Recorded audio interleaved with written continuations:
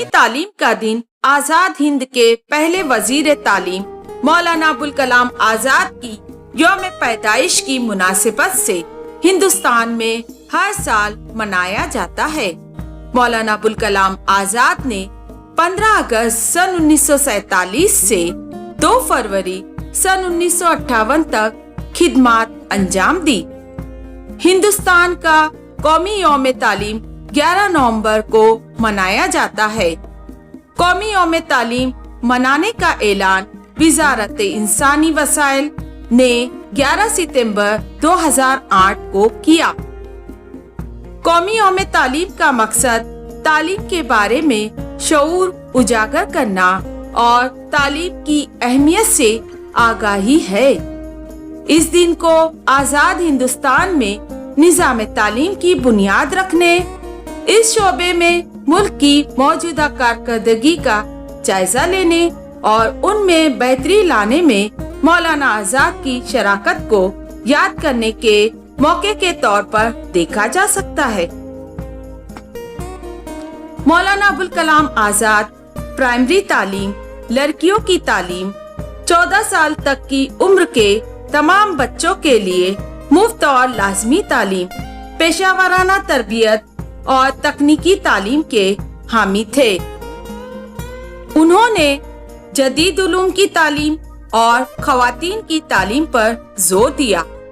इमामुल हिंद मौलाना अबुल कलाम आजाद सियासत व अदब की उस अबकरी शख्सियत का नाम है जिस पर दुनिया अदब व सियासत नाज करती है। मौलाना अबुल कलाम आजाद 11 नवंबर सन 1888 को मक्का मुकर्रमा में पैदा हुए। आपका तारीखी नाम फेरोज बक, असली नाम मुहिद्दीन अहमद, कुन्नियत अबुल कलाम और तखल्लुस आजाद था। वालिद मौलाना खैरुद्दीन हिंदुस्तान के एक इल्मी व रूहानी खानदान के चश्म चिराग थे, जबकि वालिदा मदीना मुनव्वरा के एक जी मर्तबा खानवादे की दुख्तर थी। इसी एतबार से मौलाना को इब्तदाई माहौल पीरी मुरीदी का मिला। अल्लाह ने उन्हें हाफिजा और जहानत की दौलत से फराग दिली से नवाजा था। आपने 11 साल की उम्र में शेर गोई का आगाज किया।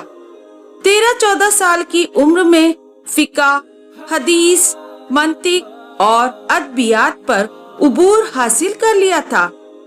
मौलाना अबुल कलाम आजाद की हमा की शख्सियत किसी तारुफ की मोहताज नहीं।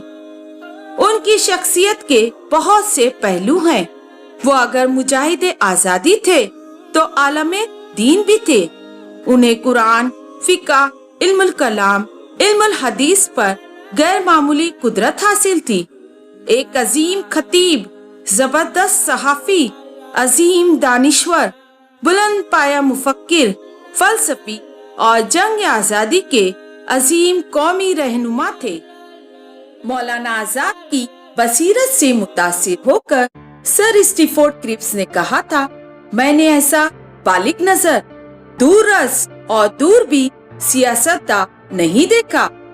मौलाना अबुल कलाम आजाद एक सहाफी की हैसियत से अपने काम के जरिए मकबूल हुए। बरतानवी राज पर तनकीद, हिंदुस्तानी कौम परस्ती की हिमायत करते हुए आजाद खिलाफत तहरीक के रहनुमा बने। 1919 के रोलेट एक्ट के एहतजाज में अदम ताउन की तहरीक को मुनज़्ज़म करने के लिए काम किया। 1920 में जामा मिलिया इस्लामिया के फाउंडेशन कमेटी के मेंबर के तौर पर मुंतखब हुए। 1923 में 35 साल की उम्र में वो इंडियन नेशनल कांग्रेस के सदर की हैसियत से खिदमत अंजाम देने वाले कम उम्र तरीन शख्स बने। 1931 में धारा सेना सत्याग्रह के मरकजी मुंतजिमीन में से एक थे। हिंदू मुस्लिम इत्तेहाद के साथ साथ सेकुलरिज्म और सोशलिज्म को सहारा देने में नुमाया रहनुमाई करते थे। उन्होंने 1940 से 1945 तक कांग्रेस के सदर की हैसियत से खिदमत अंजाम दी। हिंदुस्तान छोड़ो तहरीक में भी उनका अहम रोल रहा।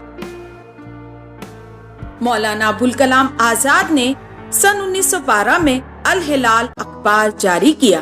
یہ اخبار برطانوی راج پر تنقید کرنے اور ہندوستانی مسلمانوں کو ہندوستان کی تحریک آزادی میں شامل ہونے کی ترغیب کے لیے قابل ذکر تھا۔ سن 1914 میں برطانوی حکومت نے اس کی اشاعت پر پابندی عائد کی۔ سن 1915 میں الہلال کو البلاغ کے نام سے زندہ کرنے کی کوشش کی، لیکن یہ اخبار صرف 5 ماہ تک جاری رہا۔ مولانا ابوالکلام آزاد نے بہت سی کتابیں تصنیف کی، جن میں خطبات آزاد، خطوط آزاد، آزادی ہند، مضامین آزاد، غبار خاطر، ہجر وصال، اسلام کا نظریہ جنگ، خود نوشت، ترجمان القرآن، تذکرہ، انڈیا ونس فریڈم وغیرہ شامل ہیں۔ مولانا ابوالکلام آزاد کے ذری اقوال: آپ کے خواب سچ ہونے سے پہلے خواب دیکھنا ہوگا۔ چوٹی پر چڑھنا طاقت کا تقاضا کرتا ہے، خواہ وہ ماؤنٹ ایورسٹ کی چوٹی پر چڑھنا ہو یا آپ کے کریئر کے سب سے اوپر کی طرف۔ غلامی بدترین ہے، یہاں تک کہ اگر اس کے خوبصورت نام ہو۔ اپنے دلوں کو مضبوط بناؤ اور اپنے دماغوں کو سوچنے کی عادت ڈالو۔ تبدیلیوں کے ساتھ چلو، یہ نہ کہو کہ ہم اس تبدیلی کے لیے تیار نہ تھے، بلکہ اب تیار ہو جاؤ۔